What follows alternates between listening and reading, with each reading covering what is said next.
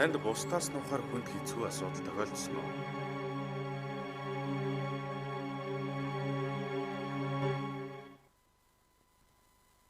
Яаж хичээж амьдардаг вэ? Та гайхалтай, сонирхолтой, асуудалтай, адал явдалтай амьдралаар амьдрсан хүн үү? Та хэн нэгэнд буруутгагдах ёстой хүн мөн үү? Та мэрэгжлийн сэтгэл зүйчтэй өөдөөдөөсөө хараад ярилцаж сууж үзсэн үү? Бүгд таны буруу гэж үздэгч таны хувьд зөв байсан. Танд тэр үед өөрөөр яах ч боломж байгаагүй. Боломжтой гэж бусад хүмүүс үздэгч ямар ч боломж байгаагүй. Хүн нэг удаа буруудаж болно. Нэг насаараа буруутан байх ёсгүй. Та үзэж туулсан амьдралаа хэн нэгэнд сэрэмжлүүлэх болгож ярихгүй гэж юу? Хинч буруу байдаггүй юм. Бид хүн яг ижилхэн л хүн. Хайрлагдах ёстой хүн.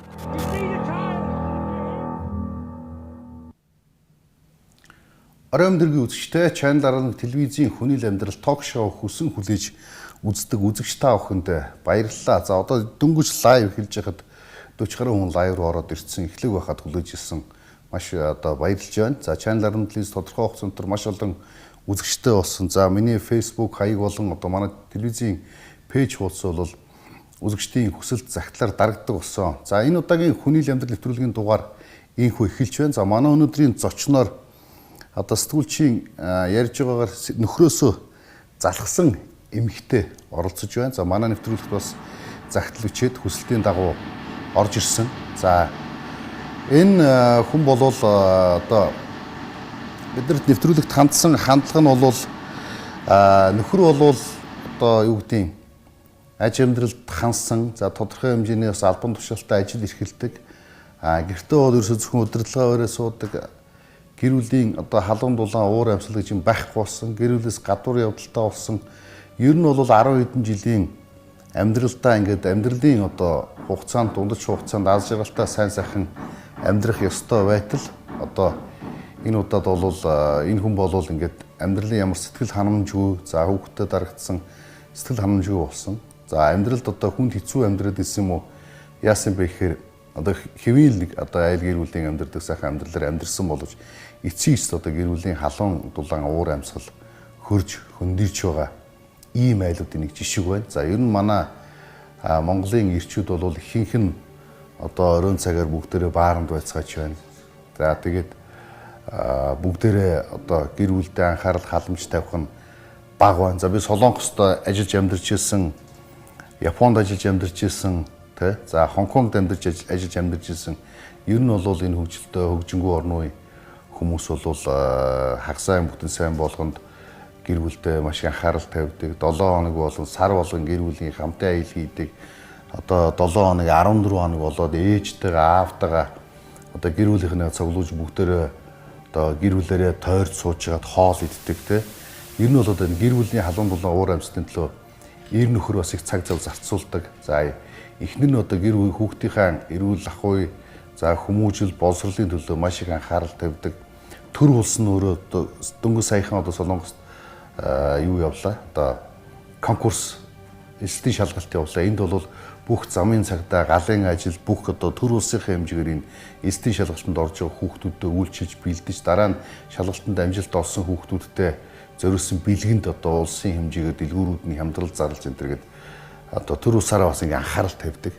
Тэгээ ер нь бол одоо нийгмийн стресс бухимдал ихтэй байгаа тэр тусмаа гэр бүлийн салалт одоо 70% дээшээ гарсан юм байгаа үед ер нь гэр бүлийн анхаарал халамж эр хүний хувьд дутахад эмэгтэй хүн ямар болдго юм бэ гэдгийг энэ нэвтрүүлгээс та хүлээн авч үзээрэй. За ингээд зочнотойгоо шууд ярилцлаганд оръё. Танай гэр бүл ер нь ямар шүү гэр бүл вэ те? Анх одоо яаж эхэлсэн бэ? Амьдралын эхлэлийн тухай ярилцвал. Манай гэр бүл бол одоо би нөхөртөйгөө анх танилцаад 20 жил болж байна. Нэг гэрт ороод 18 дахь 19 дахь жилдээ болж байна. Анх л нөгөө оюутны ширээн дээрээс үерхээл нөхөрлөл гэр бүл болоод өөр хүүхдээ гаргаад одоо 3 хүүхэдтэй. Энэ хооронд бол нөхрийн хувьд бол ар амьдралаа зохицуулах, ажил, төрөл, тэр албан тушаал, мест одоо бүхэл юмыг л зохицуулаад одоо хүний нүдээр бол маш сайн нөхөр. Эхнэр бол ар амьдралаа зохицуулдаг, ажлаа хийгээ хажуугаар төрөдөг, хүүхдүүдээ өсгөдөг, хүүхдүүдээ зөөдөг, нөхрөө халамжилдаг. Тэр нөхрийн арын фронтод бол эхнэр маш сайн. Ингээ хүний нүдээр бол сайн нөхөр, сайн эхнэр. Ерөөсөө л бүр үеийнхэндээ бол хамгийн сайн гэр бүл. Гэтэл одоо энэ 18 жилд ерөөсө зөрчил баг багаар үүсэлээдэг эхний 10 жил бол эмэгтэй хүн ерөөсө алалцаал өнгөрдөг. Ерөөсө яг юу болоод байгааг мэдэхгүй, хинтээ амьдраад байгааг мэдэхгүй. Ерөөсө харилцсан одоо бие бинийгээ ойлголцгаал үзээд байгаа. Ерөөсө чи яаж өссөн? Би ингэж өссөн. Үгүй чи ингэж өссөн. Одоо сүүлдээ бүр ингээ нэг ангийн хүүхдүүд учраас чи муу сурж байсан. Үгүй штэ чи тэр хичээл дээр муу сурж байсан бидтэй гэл. Одоо ингээл алалцаа сүүлдээ бүр диплома гаргаж иж хэрэлдэх тань. Эхний 10 жил бол айл залуучуудын амьдрал бол хоёр дахь хүүхд яг гарч байгаа тий тэр 10 жил ерөөсө алалцаал гэдэг. Сүүлийн 5 жил бас бодно. Юунд дээр алалцаад байгаа юм бэ? Энэ хүн яг ямар ихтэй байсан юм. Яг яагаад байгаа юм бэ?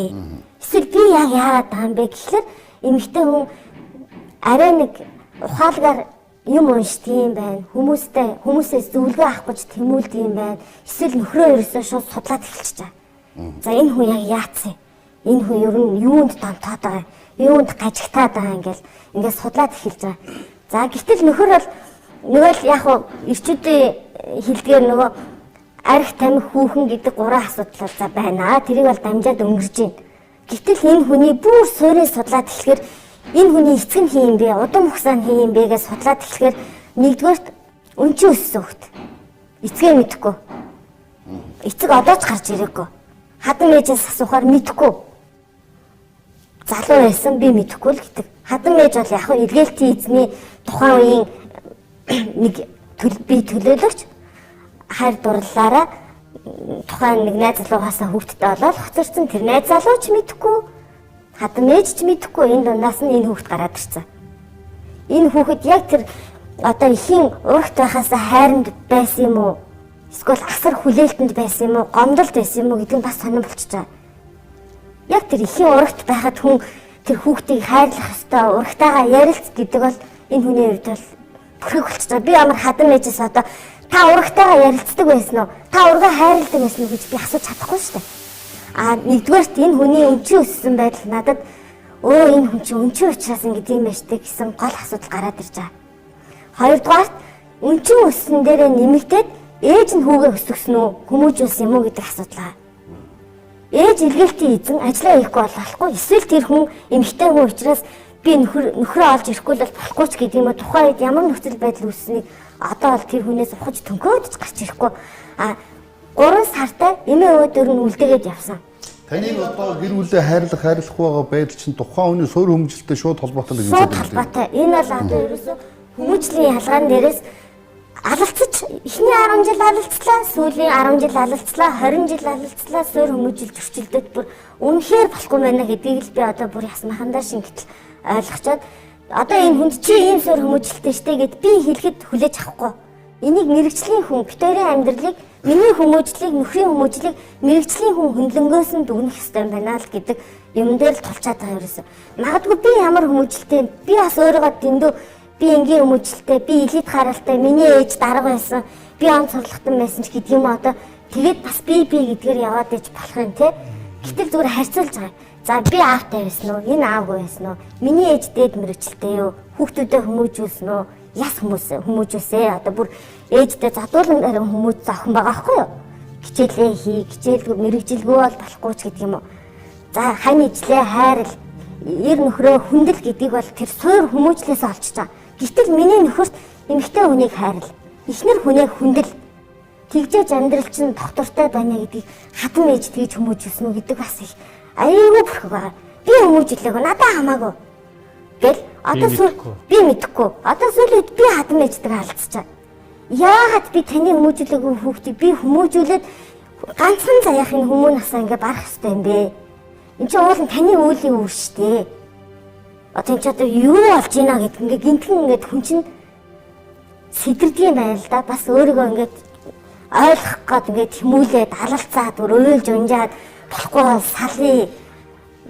Энэ донд хүүхдүүд өнчрөх гээд байна. Ирээдүйд дахиад л нөгөө хүүхдүүд чинь бөөн өнчин өрөөсөө хүүхдүүд гарч ирнэ. Өнчнөөс өнчин хүүхдүүд гаргаад байх нь зөв юм уу энэ нийгэмд? Дахиад эн чинь эхнэрээ хайрлахгүй. Би мэдчихэм том толгой. Одоо нөгөө монголчуудын хэлдэг нөгөө эцэггүй хүүхдийн толгой том гэдэг бол ерөөсөө суураараа өнөг. Би ерөөсөө. Би цаг чигж одоо залуу баг залуу байхад яг хаа хүнд чинь арих даш уун инээ тэр ажлын албан шаардлагаар өчнөө л хүлээ авалт уулзалт гэж явна.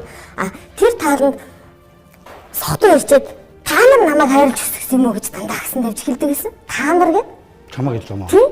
Би ганц бий байгаад идэг. Би хүүхдүүдээс хэрэггүй би тэр хүнтэй гутлын тайлаад, гуцын тайлаад, зангагийн тайлаад ингэхэд та нар намайг хайрлж өсгсөн юм уу гэдэг үг надад бүр аюулгүй сайн санагдаад би ойлгохгүй байсан.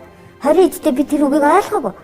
30 гараад би та нар намайг хайрлж өсгсөн юм уу гэж тэр нь юу юм болоо гэдсэн чинь одоо тэгэл би ингээл сэтгэл зүйн янз бүрийн ном уншлаа. Тэр нэг хүүхэд наснд суудсан нэг гомдол байна, цөхрөл байна, хүлээлт байна. Би ерөөсө хайрлагдаж өсөөгүй хүн штэ гэдгээрээ одоо ингээд энэ хүн насан туршдаа явд юм байна. Одоо тэгээ чи намайг хайрлсан юм уу гэд ирүүлдэ бол намайг чи ихч чаа. Сохтуудаа та нар намайг хайрлсан юм уу гэд энүүгээр нь би яг энэ хүнийг дүгнж байгаа байхгүй. Та нар гэж хэнийг хэлээд байгаа? Одоо ээжигээ хэлж байгаа юм уу, эмээгөө хэлж байгаа юм уу, тэр эцэг гих тэр хүнийг хайгаад байгаа юм уу? Ерөөсөө бүр тасралтын байдалтай. Тий, тасралтын байдалтай байхдаа та нар намайг хайрлсан юм уу гэдэг. Ер нь бол бүр хамгийн анх тэр хүний агсан тоосыг нь ерөөсөө тэр байдаг ерөөсөө нөө. Тэгээ энэ хүнийг ингээд нэг уудлаад ингээд нэг сайхан ярилцах ярьдгүй. Бүр ингээд гатмал бүр ингээд нэг тотгошоо. Тэгээ сотгоороо тэрийг агснаар л илэрхийлдэг ерөөсөө. Та нар намайг хүндэлсэнгүй, та нар намайг хайрлсангүй гэл ингээл ерөөсөө. Гэтэл миний хувьд бол нөхрөө хайрлах, одоо нөхрийн нэр хүндийг сэвтээхгүй байх, найз нөхдийн дунд нөхрийг унахгүй байх, тэр байтугай хүний дэргэд арх ухт нь тасрахгүй байх те. Тасалсан ч гэсэн одоо за миний энэ одоо өстө тасрахгүй шүү хоёлаа гэл ингээл ерөөсөө л хүнд гэр бүлийнхаа одоо муу мухай тэр сөрөг юмыг мэдрүүлэхгүй тулд үдээ зүтгэсээр аваад нэмэцэн 20 жил болчихжээ. 3 хүүхдийн эцэг их боллоо. Байх байдгаараа. Одоо эсэргээрээ одоо ингээл яг л ялгаагүй. Алцаалс ерөөс дийлгээл ерөөс ингээл онцтой ингээд зүгээр хөтчийн ус анзаархад хоёлаа айгүй ихтэй зөвхөн би таны ярийн хандлагаас дан би бас харагдчихэв. Мэдээж танаа нөхөр бол та нар намайг хайрлсан уу гэж байгаа хэрэг бас би гэдэг айгүй ихтэй хүн байж шаарддаг. Тэгэхээр та хоёр бол 10 жил яалтгүй алцаас гарах. Одоо ямар асуудал үүсч байна? 10 жил алцаад хүүхэд өсөөд ирэхээр үр хүүхэд өсөөд ирэхээр шал өөр төвшөнд очиж байгаа. Би хүүхэд байхдаа ингэсэн гэж одоо том хүүхдээ айгүй загинж дарамтлах жишээ нэ. Гэтэл бид нар би болон манай хүүхдүүд энэ хүний хүүхэд настай суугаагүй шүү дээ. Яг одоогийн нөхцөл байдлаараа эцэг гэсэн ноён нуруугаараа харьцахгүй ерөөсөл одоо тэгэнгүүт би урд дуран зүсэж ороод чиний хүүхэд нас өнчин байж болно. Чиний хүү чи эцэг гэдэг одоо хүний тэр байх ёстой байр суурийг чи мэдэхгүй штэ одоо бараг л би эцгийн үүрэг гүйцэтгээл одоо ерөөсөө эхийн ч үүрэг гүйцэтгээл эцгийн ч үүрэг гүйцэтгээл миний аав тийм байсан миний аав ингэдэг байсан гэл одоо ингээл бүр гурвалжин одоо бүр сүултээ хинийхэн зөв буруу юм мэдэхгүй би болохоор хүүхдээ мөрөөд байгаа ч юм шиг нөхрөө ингээд засаж залруулах гэдэг аа ч юм шиг иймэрхүү байдалтай одоо бүр нэлээд том хэрүүлүүд гарч байгаа. Буруут нь ихтер нөхөр хоёрын аль нь хэн илүү буруутан болж байна? Одоо миний өнцгөөс бол нөхрийн буруу. Нөхрийн хүмүүжил ерөөсө болохгүй. Гэрт хэн илүү буруутан байна? Одоо тэгсэн чинь хүүхдүүд өсөөд ирэнгүүт ер нь ээжийн зөв штэ. За тэгсэн чинь нөгөө нөхөр чинь ингээл би ганцаардмал намайг хин хайрлахгүй. Бүгдээрээ дайсагнадаг. Та нар бүгдөө надтай дайсан. Хүүхдтэй ингээ орой гिचрэлс нараад ирэхэд чи аавыгаа хайрлт юм уу гэдэрхэл юм сонь асуулт тавиал. Ерөөсөө ингээл амар сони энэ нь одоо нөгөө нэг надтай халалцах бол одоо бүр өнгөрсөн уулаасаа. Би ч дийлэхгүй тэр хүнч намайг дийлэхгүй ингээд дуусч байгаа. Одоо мэрэгжлийн төвшин ялгаа инээ тэр ингээ ижлэх учраас би чинь бүр цар хийгээд ингээ халалцаад байгаа байхгүй юу? Гэтэл одоо хүүхдүүд рүү орж ирж байгаа нь айгүй эмгэлтэй байгаа байхгүй юу? Хүүхдүүдээ юу ч буруутгах чинь. Би хүүхэд ахтаа ингэсэн намайг хүүхэд байхад гэрийн хаяанд сууж байхад одоо юу гэдэг чи одоо нөгөө эцэгтэй хүмүүсийн талгай өөдөө байсан байж тээ тий одоо тансаг реглэтэй гэдэг байгаа юм уу хүмтүргүүрээд гэдэг юм ажилгүй байна би тэгэхэд хүүхэд ахтаа яаж өссөн бэ нийгэм ямар болсныг мэдэхгүй байна 21 он гарсан байна та нар илүү байна гэж илүү байна эсвэл ингэ чи саяхан нэг хэрүүлэндээ би гэрийн хаяанд суугаад ингээд уйлаад байж ахтаа гэж тэр бол талгайны сэтгэл зүй амар юм явж байгаа зү бүр тэр хүүхдээ тэр өнчин хүүхдтэй би ханилааг байхгүй уулна. Би эр нөхөр минь гэж ханилсан байгаа байхгүй уулна. 20 настай эр нөхөртөөгөө ханилсан байхгүй. Энэ асуудлууд ингэж уран гарсаар хагаад магадгүй би одоо бүр давчтаад салалт үүслэе гэж бодоход эргээл нөгөө гурван хүүхэд чинь өнчөөссөн. Ийм гинжин хэлхээ үүсээд энэ донд хин гарч байгаа юм. Өнчөөс өссөн хүүхдийг та дахин үргэлжлүүлж дахиад өнчөө нөхрийг бол бүр болио. Одоо би та нар надаас салах юм бол би гудамд гарна гэж. За чи гудамдаа гар хамаалга. Би гурван хүүхэдтэйгээ амар амгалан амьдрихээ тэр гурван хүүхэд өнчөө. Одоо ерөөсөө мөнчин дэстэг гинжин хэлхээ хизээ тасрах юм бэ Монголын нийгмээс. гэр бүлийн сексийн байдал ямар шүү гэдэг вэ? Одоо нөгөө гэр бүлийн удаан оршин тогтнох дундаж үеэс хойш үргэлжлэж байгаа удаан оршин тогтнох чинь өөрөө секс аюул гол үргэлж чухалтай байна. За сексийн үед бол энэ хүний нөгөө бас л нөгөө дутуу сэтгэлээр хүний л аваа сайхан тэр гадаа явж байгаа хүүхнүүд сайхан гэдгээр бас л энэ 20 жилд алдаа оноо гаргасан. Тэр үед бас сексийн харьцаа ундаг. Үнэхээр энийг бол залуу гэр бүлүүд хинэнч эрэгтэй ч хүлээн зөвшөөрнө, эмэгтэй ч хүлээн зөвшөөрнө. Хэрвээ нэг унагцсан харьцаан дээр бол 1000 хайраа гэд ямар ч нэмэргүй байдгийн байна лээ ер нь бол. Гэхдээ энэ дээр эмэгтэй хүн өөрийгөө золиослдог. Өө хань минь. За хань минь гэл одоо ингээл ер нь хань минь гэл байгаад л байдаг. Тэр нөхөр юу ч бодлоогүй юм шиг үргэлжлүүлээл өө тэр чи алдаа хийсэн. Өө тэр хүүхэн чи яста балаа алдаа хийсэн. Амьдралын алдаа тэрийг бити дурс. Нэрийн ч бити хийл. Тэр хүний хувьд тэгэл болоо энэ өгүүлбэр л ингээ болоо. Тэр арга тавьсныгаа тэгтээ хүлээн зөвшөөрд юм уу? Тэрийг ч хүлээн зөвшөөрөөд би бүр хүлээн зөвшөөрүүлээд хурал хуй хийгээд хоёр тишээ болгож ирсэн бүр. Тийм учраас энэ хүнд хүлээн зөвшөөрөхгүй гүрийнх ямар ч үндэслэл байхгүй. Баримтууд нь байждаг. Төрсөн эхийн дуудаад за таны өсгөөгүй юм бүхний дутагдал гачигдалд ордог хүү чинь ингээд даварсаар давгийн орон дээр хөвцөн шүү гэдэг хурал хуйг нь хийгээд дуусчихсан болохоор эсвэл та хүүгээ аав эсвэл үргэлжлүүлээд би амьдралаа бодъё гэд хурал хуй хийгээд дуусчихсан болохоор энэ хүнд тэр асуудал дээр бол гүрийнх үндэслэл байхгүй тэр нэг удаагийн ч үйлдэл байгаагүй ер нь бол за ингээд за энийг бол яах вэ ерөөс сэтгэхүүгээр би ойлгоод ингээд ухаарал явж итэл тэр бол одоо жижиг асуудал үнэндээ бол зүгээр энэ хүний энэ дутуугийн конфликтээс хизээ харилдаг юм бэ? Энэ хүнийг яаж эмчлэх ёстой юм бэ? Энэ морийг ч авмаар байна хурдан. Энэ хөөрөгч гоё. Энэ хит хутагч гоё. Одоо энэ хаустай л авчвал сайхан. За одоо би нэг 5-70 одоо ландыг 5-70 болгочмаар байна гэл ингээд өөрөө амьдрал танихгүй байгаа хэрнээ эсэргээрээ би алтан заасны юм болчдөг. Энэ айгуу саний би ингээд бүр насаараа хэлмэгдэж байгаа. Чамайг сайхан байлгах гэж. Би живний урд сууй гээгүй. Би давхар хаасан сууй гээгүй. Би тэр нэг ч үе удамд амжиж ирээгүй хиймэл хөрөнгө хицээцдэг хүн бай. Хүнд хөрөнгө муу юм уу гэдэг асуудал хүртэл надад гарч ирдэг байхгүй. Гэтэл миний аав үнтэй хөөрөг барайл биднэрт тоглуулаад идлүүлээл тэрэндээ өчнөө энерги шингээгээл үе удмаа дамжаал ирж байгаа л юм. Гэтэл бүх юмыг огцом ингэж хиймэл олгож өөрөө 10 жил одоо морь нохоо мэдтгэжээл.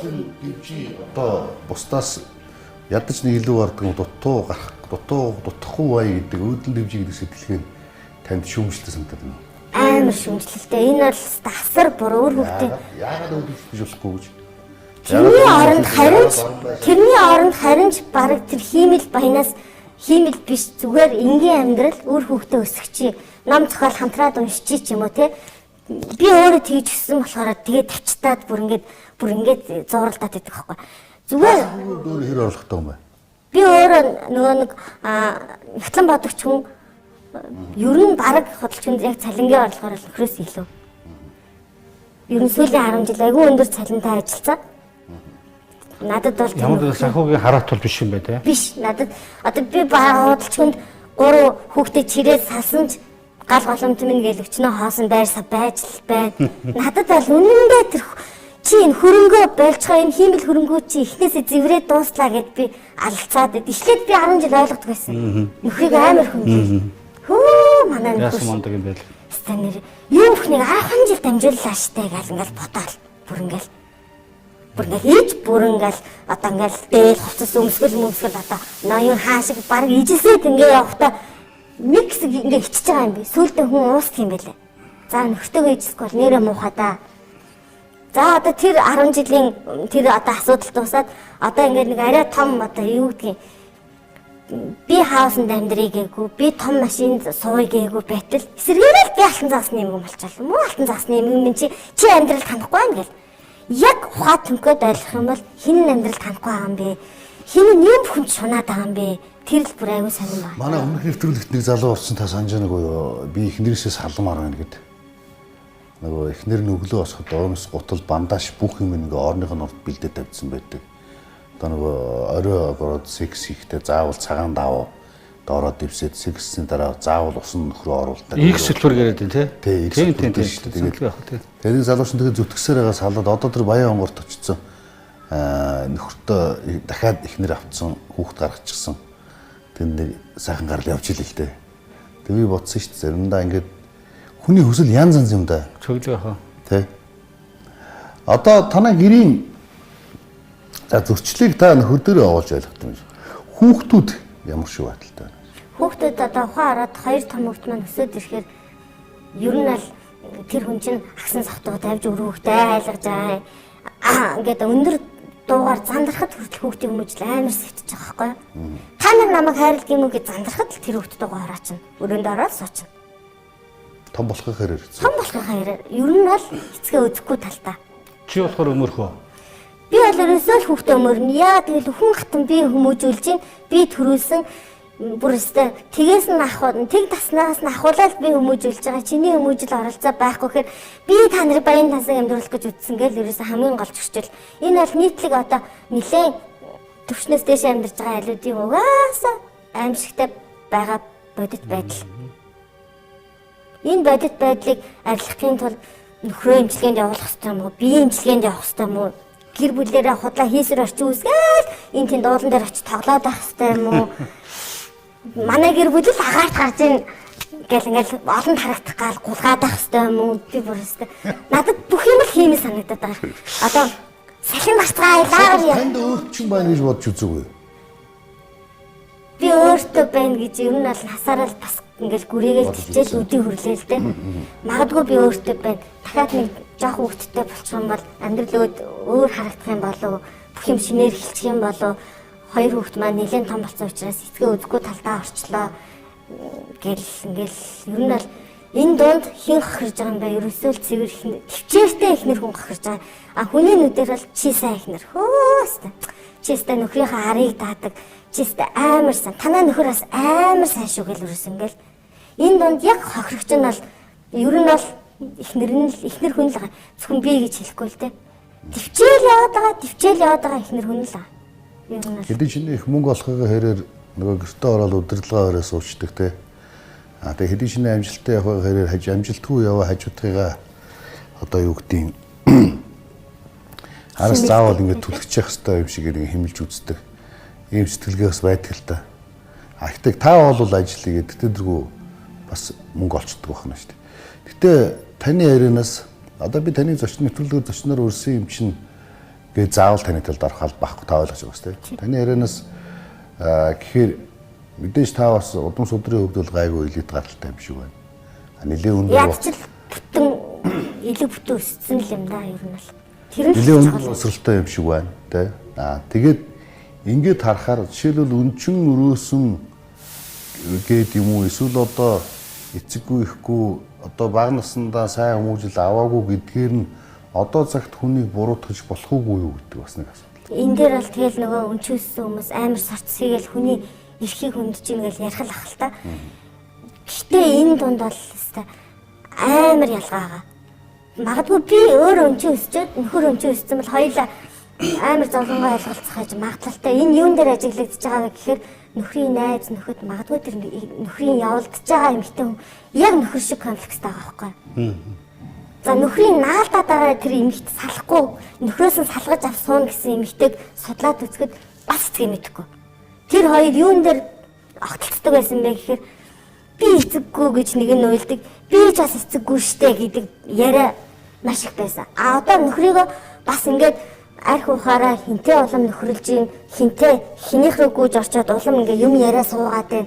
Натаас илүү хинтээ юм яриад байна гэхээр яг өөр шиг нөхөртэй. Яг заавал яг тань шиг байх хэрэгтэй гэж.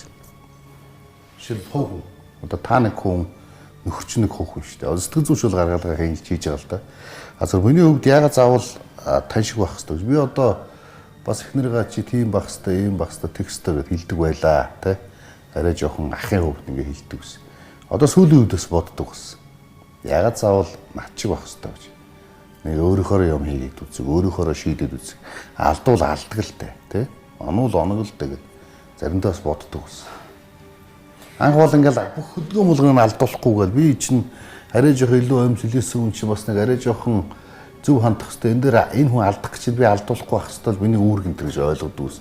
Одоо харин эсрэгээр нь одоо миний хүүхд жишээлбэл гүүж яваад таварцгалж өнөө бүдрээд босвол дараагийн удаа ингэж гүвэл ундын байх шүү гэдгийг ойлгоно. Тэрнээс би унахаас өмнө бүгдийг хамгаалаад байвал намайг байхгүй үед ихний уналтанд аимшигтэй зочдтол гэдэг юм бодлоод одоо жоохон нас хөшөөрдөхөр ойлгох юм байна. Тэгэхээр энэ талаас нь та бодож үзсэн. Яагаад заавал танихаар байх вэ? Би амьдарч хэлсэн цагаас найз охин нь байх цагаас эхлэл чи начиг байх хэрэгтэй гэж ерөөсөө шахаагүй. Харин ч энэ хүнийг алдуулсан, оноосон яг өөрийнхөө нь явж байгаа бүр нөгөө талсан газрын ил гарч далд орж гэдэг үгээр явсаар байгаа л үдээ хүрж байгаа. Тэгээд эцсийн гаргалгаа нь бол амар хүмүүжлийн ялгаатай ерөөсөө бит хоёр л амьдарч болохгүй юм биш үү гэдэг бүр тийм юм хүртэл надад бодогдож байгаа байхгүй. Би ерөөсөө энэ хүнтэй эд хөрөнгө ирэх мэдл инээ тэрэ яриаггүй. Хүмүүжил гэдэг юм яриад алдсаар байгаа л үдээ хүрж байгаа ерөөсөө. Одоо тэгээд та хоёр бол 10 жилээс хойш үерч байгаа суусан юм шиг байна. Оёт. Тэгээ оюутан байхасаа тэгээ. За тэгээд ерөнхийдөө нэг 20 хүрсэн хүнийг зүгээр засаг шорон тэгээд яаж хүмүүлж ийлдэг юм бол би мэдэхгүй байна. Тэрөөсөш ер нь бол хүнийг хүмүүжүүлнэ гэж байдгүй юм байна гэдгийг би одоо зүгээр ажиллаж байгаа харьцаж байгаа залуучууд дээр ч гэсэн төрөлхийн тэний хүн бол төрөлхийн тэнгээр л байт юм байна. Төрөлхийн ухаалаг хүн бол алдаа гаргасан ч дараагийн удаа алдаагаа засах тэр сэтгүүтэй л байт юм. Ухаан туу алдахад нэг гунхраад байх юм байхгүй. Тэнийг хүн алдахад бол шүү тэнгээр явах юм байна. Энэ ойлголт үлдчихэд байна. Тэгэхээр хүн хүмүүжнэ гэж байхгүй л дээ. Байхгүй. Тэгэхээр таны жишээлхэд одоо ингээд хичнээн далсан газар далдуур далсан газар ил гарлаа гэж байгаа ч гэсэн бас нэлээ хүмүүжүүлэгч оролцсон юм шиг л харагдаад байна. Яг үдэ өөртөө уусгаад ажмаар арга зайлаар эсвэл нэг хэрэлттэй нэг зүр цэцэг хилчдэг ч юм уу. Ер нь чиний хил амыг би гүйцэхгүйгээл хэрэлдээл байдаг л да. Ер нь бол манай нөхөр бас миний өдөөс бас өөрөө ч тийм хил ам муутай хүн биш. Ер нь бол зүр цэцүүгээр л ер нь үзэл байдаг л да. Тэгэл ер нь одоо би ингээл ерөөс би тэр өнчин гэдэг сэдвүүрийг хадаж авахгүй байсан. 3 жилийн өмнө бол нэлээд том хэрүүл гараад бүрхийнийхээ ээж аавдыг тойролж сууж агаад манай юм чинь бас нэг хойд цэцэг гэдэг нэг юм байгаа ш тас. Тэгээд тэр мөр бол хамаагүй төрөөсөө яг ээждэг одоо ингээд ээжтэй туллаа ш. Таас яаж хүмүүжүүлсэн бэ гэж гашгарахад бүр гашгарж ээж л би одоо өөрийнхөө сэтгэлийг бүр тайлгаруулж байгаа байхгүй. За тэгэж нэг өөрийнхөө нэг юмыг тесэлж хайчаал тэрнээс ш дандаа л хүмүүжил яриад би чиний хүүхэд настай чинь суугаагүй штэ. Чи баян байх алгагүй штэ. Бид нар баян байх алгагүй штэ. Ингэснээс баг ийм байснаас баг шууд ядуу амьдэрсэн дээрмээр гэл одоо ингээл хэсэг шидийн хэрүүл хийгээл хаам л да. Чи одоо яаж хүмүүжүүлэх гээд байгаа? Ерөөс одоо бэрд байдаг бол одоо чиний 3 өмслөг гэдэг юм одоо 30 өмслөг чи хэлүүлээ гэвэл тэгвэл ядаж зүгээр гэр бүлийнхаа бүх гишүүдийг хөндлөж хийчихэл гэж байгаа. Одоо миний аав өөрөө бид нарыг яаж хөндлөж өсгсөн шиг л би дотроо л тийм бодод энэ хүн бол гэхдээ 10% нь ч хүрэхгүй л дээ юм аа. За гэр бүлийнхаа гишүүдийг хөндлөл. Орж ирчээд шууд удирдлага ерөөсөө гэрийн ханх дуурахад л ингээл утас үзэстэй. Одоо энэ утас үзэстэй чинь би хардаад байгаа даа юм биш. Тэр утсыг харамлаад байгаа даа юм биш. Энэ хүн одоо ерөөсөө бүр энэ орчноос тасраад одоо ингээд бүр ингээд одоо жоохон азнах юм бол бараг харуулт төгтөйний болчихж байгаа байхгүй юу? Одоо ингээд дэрэгдэн юм ярихад бүр ингээд таахгүй ингээд бүр дэлгэцээ донтоо болсон. Дэлгэцийн бүр донтоо болсон. Энэ нь ядж хахад одоо надлангийн урт карантинаар бүр сэдэрлээ л дээ. Бүр тэр нэг 24 цаг уцаа майжаад зурагттайгаа бүр ингээд томоо ингээд зурагттайгаа ингээд хонхож би мэднэ. Би шөнө өөрөө битээ зурагтаа хамтраад. Гэхдээ чинийхээ тэгээд одоо тэр хүн гэр орны ажилд оролцох хэрэгтэй юм уу? Оролцох ёстой шүү. Чи тэгж бодлоо. Хүмүүжүүлэх болмоор бол тийм ээ. Багтаагаар уусгаад харин ч одоо өшөө юу вэ? За тэгээд хүүхдүүдийнхээ хүмүүжлийг одоо ерөөс өөрөөрөө л үлгэрлэх хэрэгтэй тэр хүн. 1000 хүнтэй сургуульд хүүхдүүдийг бид зөөгөөд яах юм бэ? Энэ эцэг нь өөрөөрөө л үлгэрлэхгүй бол тэр хүүхдүүдийн дурсамжинд юу ч үлдэхгүй. Сургуулаар би үнтэй сургуульд оруулчихъя, зөөжин гэж тачнаад байдаг. Үгүй ээ, гэрийнхээ хажуудлаа улсын сургуульд оруулчих хамаа алга. Чи зүгээр л өөрөөрөө үлгэрлчих гэж байгаа. Ядаж хүүхдүүдийнхээ нэрийг тамиг татахгүй, агсан тавихгүй тий. За л болоо шүү. Одоо тэгэл эцсийн гаргалгаа нь бол ер нь энэ сэтгэл одоо надад ч буруу байгаа, нөхөрт ч буруу байгаа сэтгэл зүйн одоо бүр эмчилгээнд л явах нь зөв юм байна л гэдэг. Заавал явах хэрэгтэй юм байна. За үзэгчдээ охин Channel 11 телевизийг хүлээн авч үзэж байна. Channel 11 телевизийн хүний л амьдрал ток шоу нэвтрүүлгийг хүлээн авч үзэж байна. За үзэгчдээ охинд бас нэвтрүүлгийн зочинтой хамаатай асуулт хэрэгтэй бол асуулт зочиндоос тавих хүрэх асуулт одоо сэтгэл байгаа бол Channel 11 телевизийн пэйж хуудсан дээр Channel 11 гэсэн пэйж хуудас руу дарж ороод дотор нь хүний л амьдрал гэсэн манай лайв нэвтрүүлэг явж байгаа. За энэ лайв нэвтрүүлгийн нэвтрүүл рүү одоо уцаараа гар утсаараа компьютероор нэвтэрж ороод өөрийнхөө одоо сэтгэлийг хэлэх хэрэгтэй шүү. Ингээд Channel 11-ээс та хүлээн авч үзэж байна. За дотроос хүмүүсийн үзэгчдийн хандлт их орж иж байна. За ер нь танаас бол ганцаардл байгаа юм байна гэдэг юм бас харагдаж байна. Үзэгчдийн хандлтын дотроос. За 90-ад оноос хойш мөнхтлэгэд дэмбэ 90 оноос хойш Монгол улс мөнгө гэд нийгмээрээ явж ирсэн. Тэрний гайгаар хүн болгож өсөхгүй хайсан учраас одоо тэр хүмүүс нь оюун ухааны хоосролд орсондоо баг ихэнх нь гинэ. Арай л өөрийгөө өмөрөд яриад байгаа юм биш үү? Үнчин хүн болгон адилгүй шүү дээ гэж байна. За Балчка би гээд байгаа юм байгаа юм хаана байгаа юм бэ? Үнэхээр хэцүү болохоор энэ зүйлийг яриад сууж байна штэ. Хуурхат нь хүртэл уучилж байсан байхад яагаад ийм туушимтгай юм бэ хүмүүсийг асууж байна. За тэгээд та бас нөхрөө араар нь тавьж үзсэн үү гэдэг асуулт байна. За энэ бол бас нэг байх хэвээр асуудал байна. Энийг та хариулт болгож өгөөрэй. За дутуугийн комплекс орох хэцүү шүү. Энэ бол ухаж үзвэл айл талаас маш их эмзэг, маш их зүйл гарч хөврөндөө гэж байна. За тэгээд мөнгөтэй болсон зовлон болцсон юм шүү. Энэ эмэгтэйд за Аня гэдэг сэтгэл дээр энэ эмэгтэйд бол хүмүүжил хүнлэг сэтгэлийн аль нь ч алгаа би л нэг эцэг ихтэй элэг бүтэй амьдралтайгээд байнга попорж явдаг бүр адууслаг болсон эмэгтэй юм шиг байна. Ер нь сэтгцэн ч ирүүл юм шиг хачин үг аяхаа эвгүй ярьж байна гэд юм сөрөг сэтгэл байна. За зөв ярьж байна эмэгтэй хадам ээж энтер ямар амар ээж энтер амар ярьж штэ гин. За энэ л дэми бостод байна. За тэгээд та түрүүнийх төр та өөрөө нөхрөө хараад тавьж үзсэн үү? За амьдраад бараг нэг эхний 7 жил 8 жил ер нь эхний 10 жил бол ер нь л ингээд нэг гар хүрээстэй надад нөгөө том бие хаатай хүн жагсан сотоо тавихаараа маргааш нь би чамд хүрээгүй штэл гэдэг гэтэл гар хүрээл ер нь жоохон шоглосоор явсараа л эхний 10 жилийн дараа бол би нэг удаа л бараг задуулаа хөөгдөд гараа авч явахтаа л яалч хүний хүнтэй одоо татсан араар нь тавьсан гэж хэлж болно. Нэг удаа. Тэр бол одоо алдаа гэж хэлэх цаашаа чи өөрийгөө тайтгаруулсан гэж хэлэх цаашаа чи би тэрийг нөхөртөө бол хэлж лээсэн. Чи намайг зодоод хөөж гаргасны улмаас би юм алдаа гаргаж ирсэн шүү гэдэг. Тэр үг сүлж явж. Тэгэл тэр чи одоо тэгэл өстө чиний хамгийн том амьдралын алдаа гэл.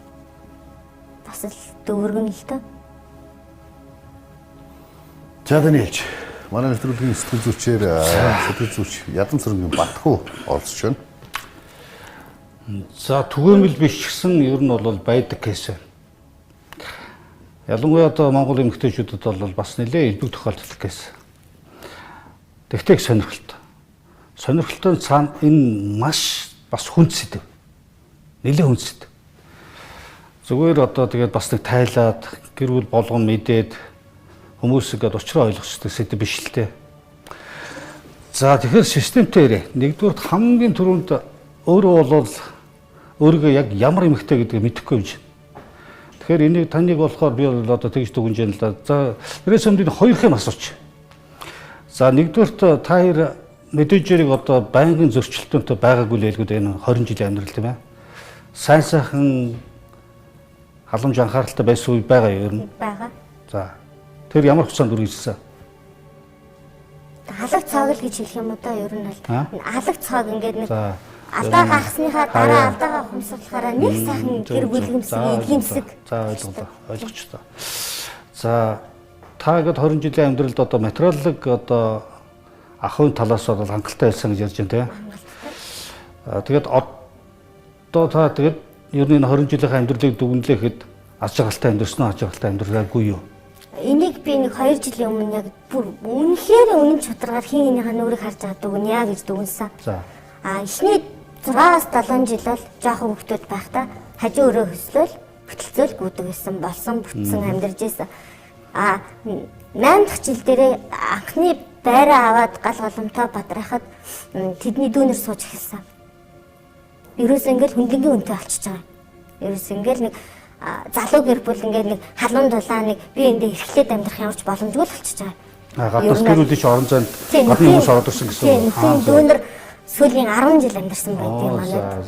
За би тэгээс одоо ингээд сүүлийн 3 жил би бүр алалцаад одоо би амьдралаа авч үлдэхийн тулд би яг халуун ам бүлээрээ үлдмээр байна гэд энийг зохицуулсан. Энийг бол одоо тэр хадам талын бол намайг шулам гэж хэлээд дуусчихсан. Яг үнэндээ бол хангалттай штэ миний 10 жил залуу нас дууслаа штэ би энэ хүүгийг чинь авахын тулд би амьдралаа авч үлдэхийн тулд халуун гэр бүлээрээ байж үзье.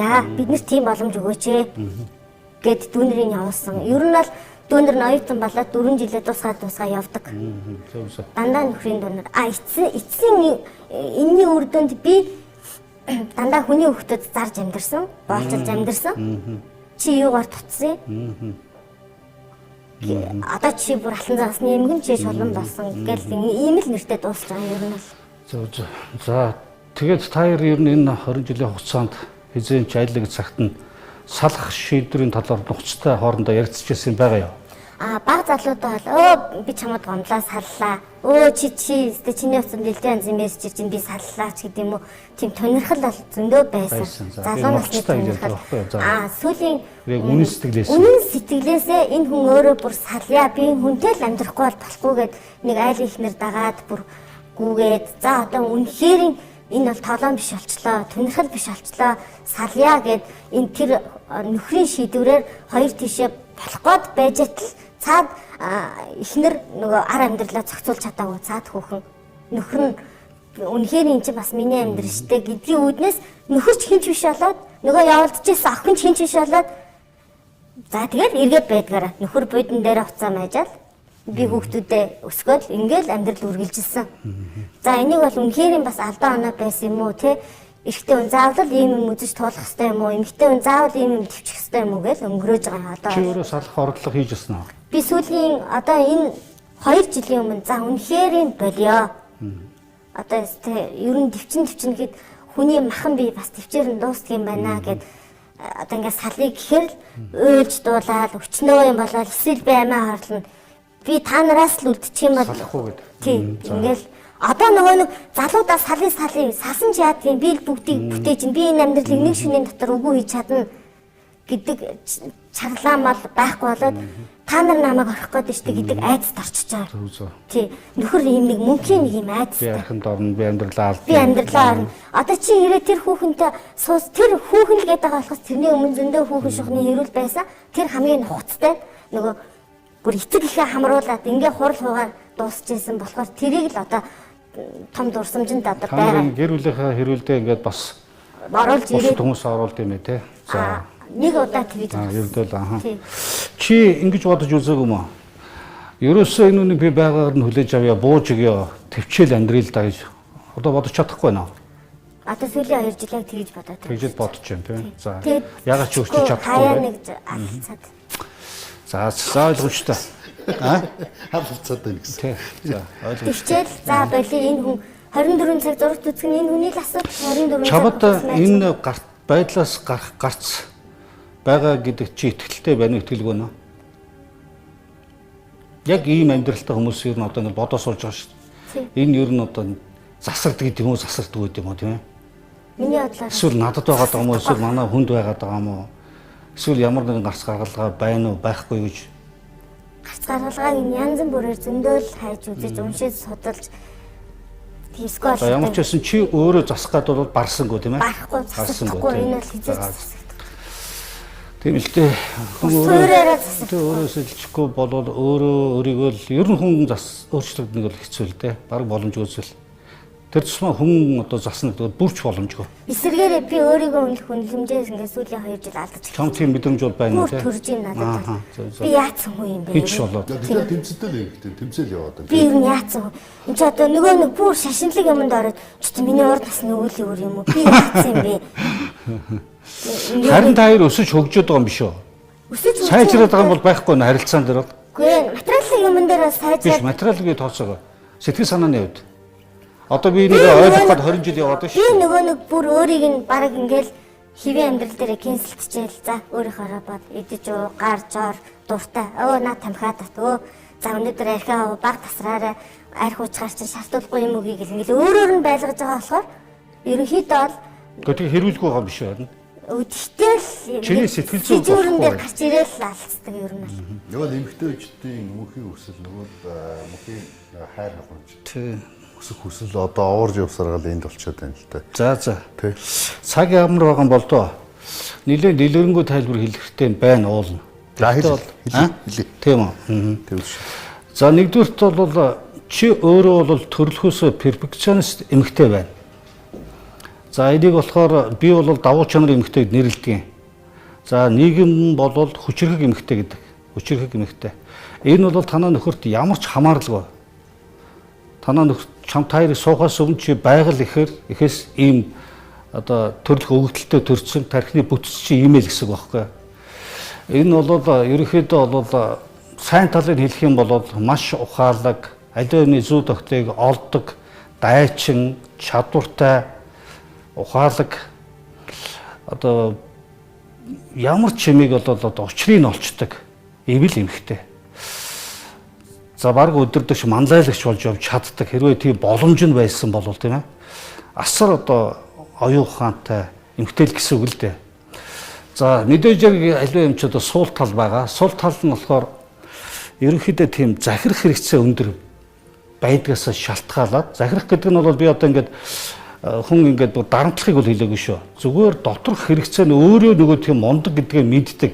Аливаа хууль руудаас хамгийн одоо эрсдэлгүйг сонгож чаддаг те төрлөх авьяастай учраас өөрийнхөө байлах дуртай. Захирах хэрэгцээгээ гэртээ гаргахаар нөгөөх нь захирагдахгүй болохоор бачаа. Захирах хэрэгцээ тэр одоо жишээлбэл ганц зарчмаа алдахгүй амьдрийдаа л гэж тэр чинь яриад байна. Зарчимч гэсэн маш зарчимч. Ерөөсөө явуулдаж болно, хүн үнтэй шоудаж болно, хинч алдаа гаргаж болно шүү дээ. Ирэмч бай, эмэнч бай. Занжин зарчмаа алдахгүй амьдрч болдгүй юм уу юу? Хатуу байр суурьтай гэсэн. Хатуу байр суурьтай ингээд байгаад идэг. За тэгээд тэрийг ингээд яг өөртөө хамгаалаад ер нь одоо тийм байлахыг хүсдэг гэсэн үг байхгүй хүсдэг. За тэгээд бүхий л амьдралаа, нөхрөө, үр хүүхдүүдээ, өөрийгөө, карьераа ер нь төгс төгөлдөр байлгахыг л хүсдэг. Эмэл эмхтэй гэсэн үг байхгүй юу? Өөрөө ч гэсэн яг үнэнч хань маш сайн ээж байхын төлөө явдаг гэсэн үг. Ийм л хүн гэсэн. За энэ бол чи энэтэй суусан ч бай, суугаагүй ч бай. Дараагийн одоо энэтэй суусан чи энүүгээрээ л байна гэсэн. Танаа нөхөр чинь энийг мэдж авах хэрэгтэй гэсэн үг байхгүй юу? Ерөөсөө л байглаасаа ийм хүн юм байна. За энэс шалтгаалаад хэрвээ тэгээд ийм эмэгтэйчүүд ямар одоо нөхрөөтэй суугаад асуудалд ороод байдгүй гэхээр ерөнхийдөө тийм сул дорой ирчүүдийг сонгоод байдаг. Сул дорой гэдэг нь би хүн цохилж унгаад байдаг ирчүүдийг яриагүй.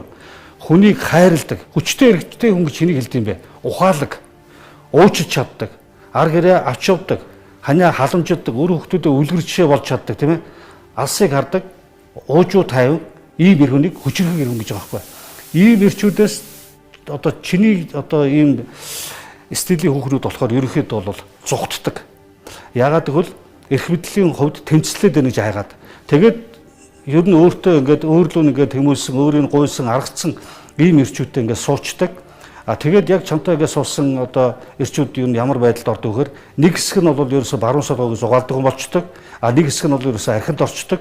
Нэг хэсэг нь бол ерөөсөө гэрийн нэг сайхан тийм одоо нааня гэдэг шүү дээ. Гэрийн одоо тийм үйлчлэгч маягийн хүн болоод тэгээд ерөөсө гэрийн ажил хийгээл ингээд байж. Гэтэл танаа нөхөр чинь бол бас тийм сул дорой хүн биш байна. Танаа нөхөрт сая энэ ярианаас нэг гоё юм гарч ирлээ. Одоо өөрөөс чинь ч гараад байна. Сая энэ үзэгчдээс гарч ирээд шүү дээ. Дутуугийн комплекс гэж гараад байна шүү дээ. Энэнийг одоо Монголын нийгэм мэдж байгаа бол энэ маш чухал асуудал байгаа байхгүй маш чухал асуудал. Одоо Австрийн сэтгэл судлаач Альфред Айдлер гаргасан одоо дутуугийн комплекс, дутуугийн мэдрэмжтэй, дутуу сэтгэл зүйн дутуу байдал гэдэг юм тодорхойлтыг одоо гаргасан бидээ.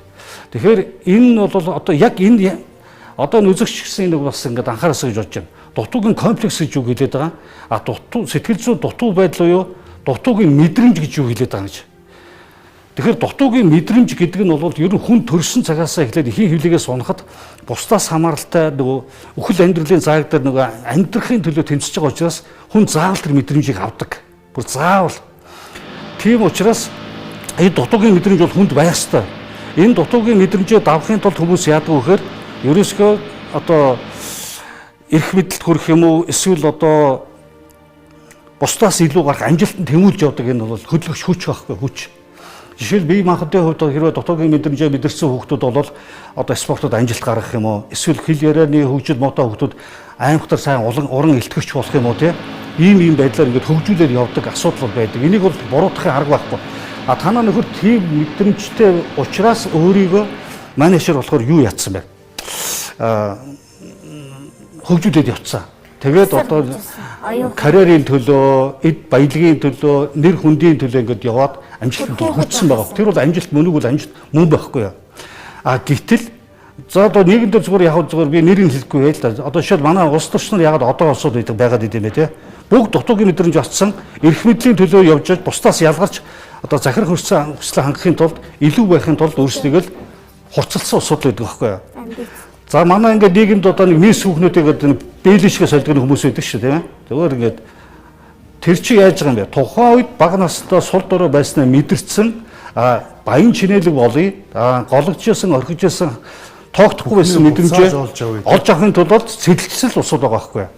Танаа нөхөр дээр нэг аюултай тал гарч ирээд байна. Танаа нөхөр сая энэ яг зарим үзэгчд одоо эмзэглээд байна л да ингээд өнчин гэдэг. Энэ өнчин гэдэг чинь бол хүн хөсөж өнчин болохгүй шүү дээ. Тэгвэл энэ өнчин гэдэг мэдрэмжээс нөгөө одоо комплекс гэж гарч ирж. Комплекс гэдэг чинь юу юм бэ? Эмгэг байхгүй юу? Нөгөө мэдрэмжээс шал өөр асуудал. Комплекс гэдэг бол тэр мэдрэмжүүдийн нийлбэрийг комплекс гэдэг.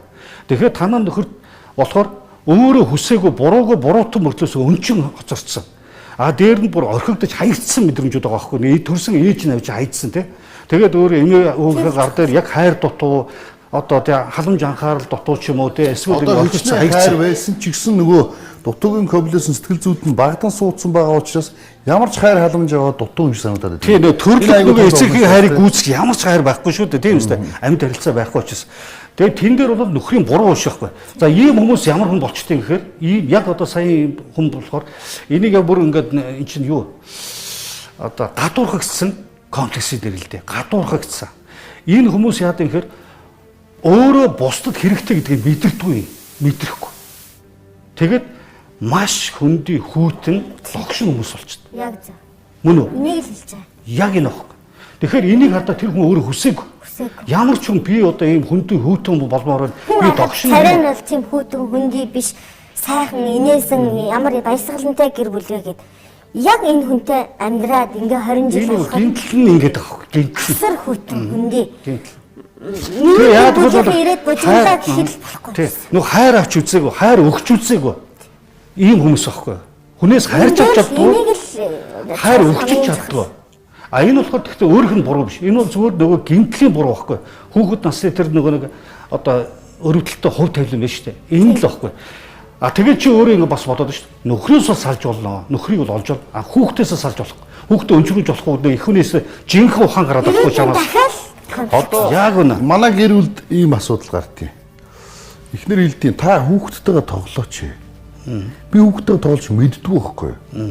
Яг тэгвэл миний хүүхэд насанд байхад аав маань цэргийн хүн байлаа. Яг үнэ. Гэрт байдгүй. Байнгын мөнх ажилтаа хөдөө гадаа яваад. Социализм тийм л байсан. Манай аав хаяа надад нэг банз хөрөөдөд онгоц ч юм уу, самкадаг ч юм уу их гоё юм. Тэрийг сандаг. Тэрийг сандаг би. Тэрээс ми аав намайг самкадаг нэ түрээ явжсэн ч юм уу юм чи барагтаа санд цөөхөн тохиол байна.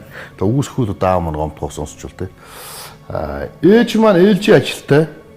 Бас өглөө 8-д ажилд яваад өдөр 2 цагт ирээд эсвэл өдөр 2 цагт яваад 28-нд өдрийн талд нь манай ээж насаараа гэрт байгаагүй.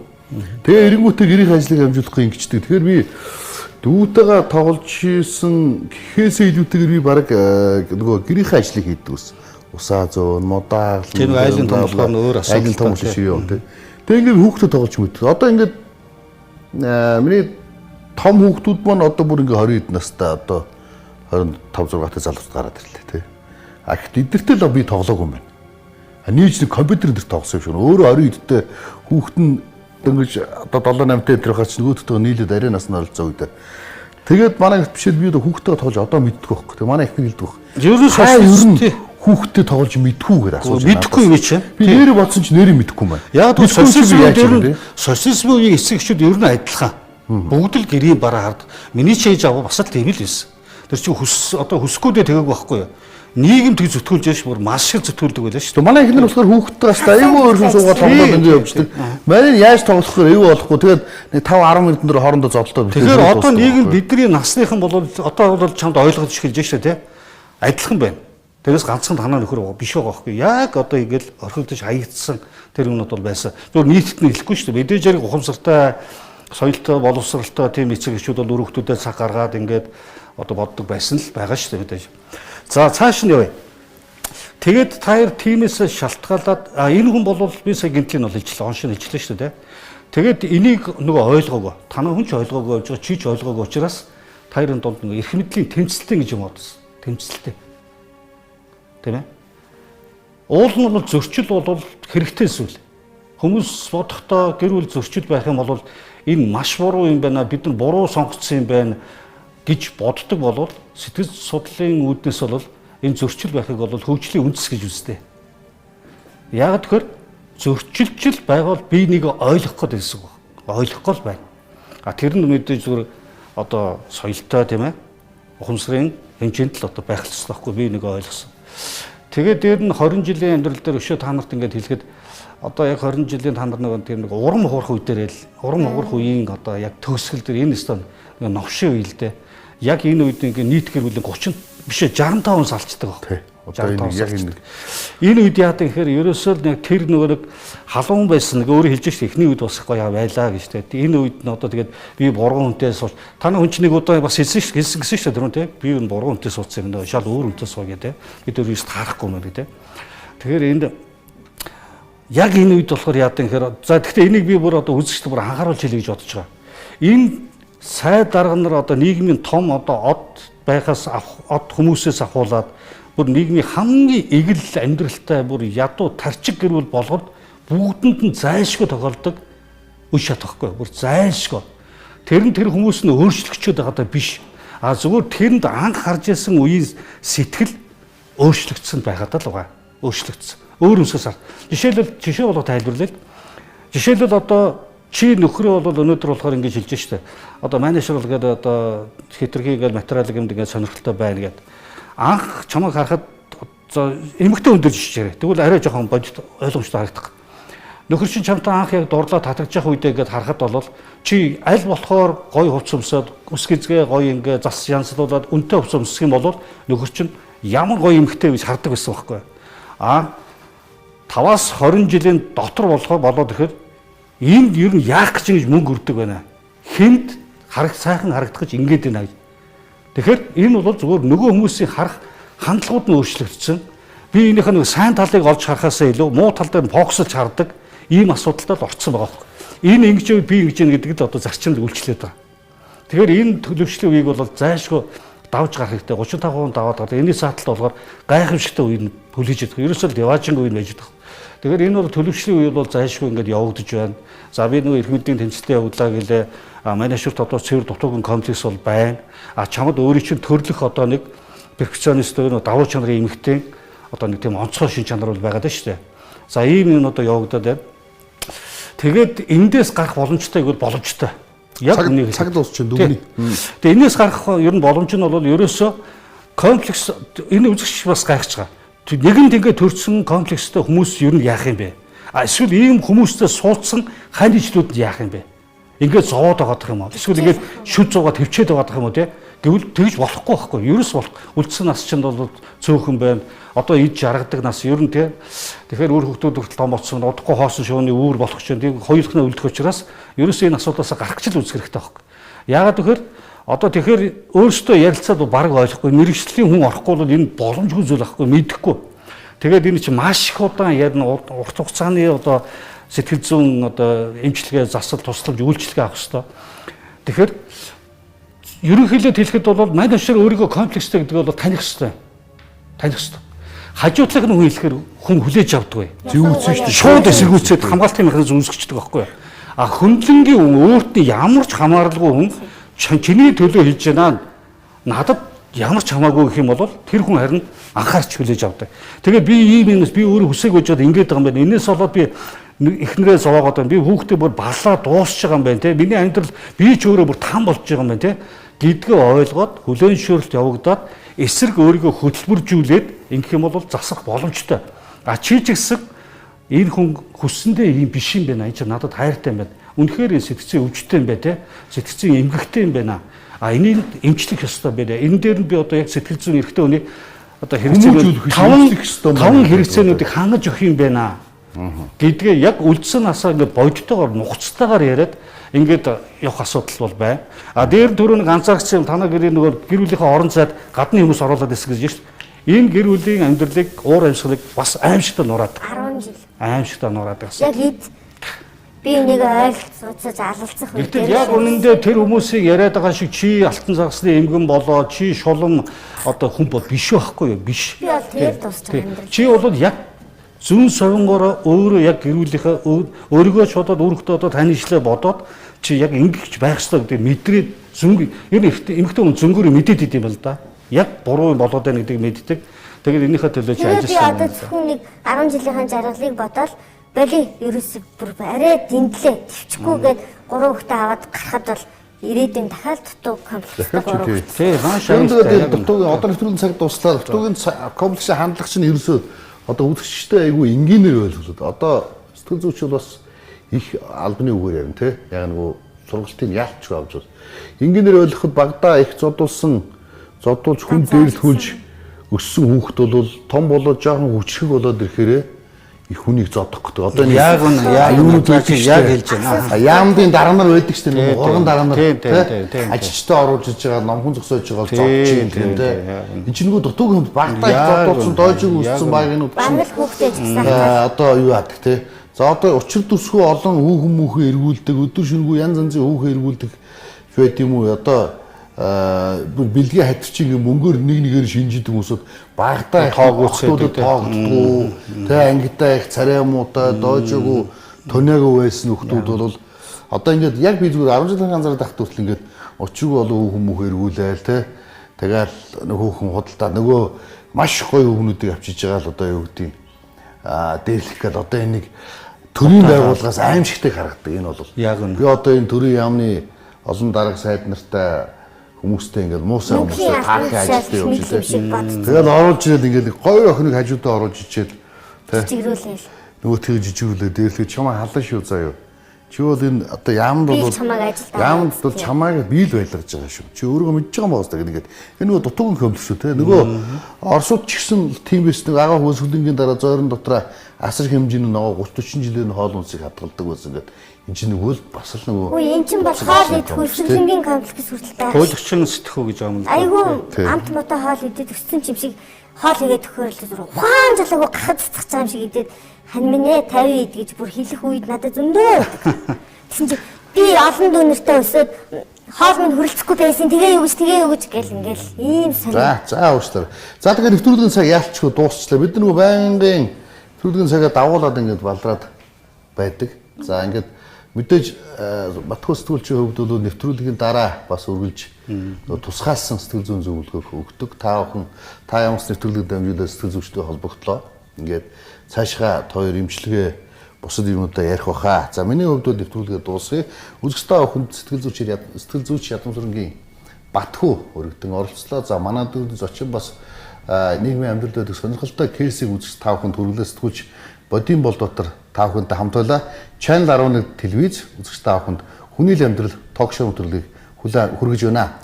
Хүргэлж дуслаа. За тэгээд та бүхэн Channel 11 пэйж хуудсанда ороод лайк дараад нэвтрүүлгээ дараанаас үзэж болно. Сэтгэл комент өгөөс үлдээж болно. Хүний л амьдрал ток шоу өндөрлж байна. Танд бусдаас нухаар хүнд хэцүү асуудал тохиолдсон уу? Та хин нэгнээс айж ичиж амьдрдаггүй. Та гинээс сэтгэл зүйн асуудлаар тусламж авмаар байна уу? Та яг юунаас айж ичиж амьдрдаг вэ? Та гайхалтай, сонирхолтой, асуудалтай, адал явдалтай амьдралаар амьдрсан хүн үү? Та хэн нэгэнд буруутгагдах ёстой хүн мөн үү? Та мэрэгжлийн сэтгэл зүйчтэй өөдөөдөөсөө хараад ярилцаж сууж үзсэн үү? Бүгд таны буруу гэж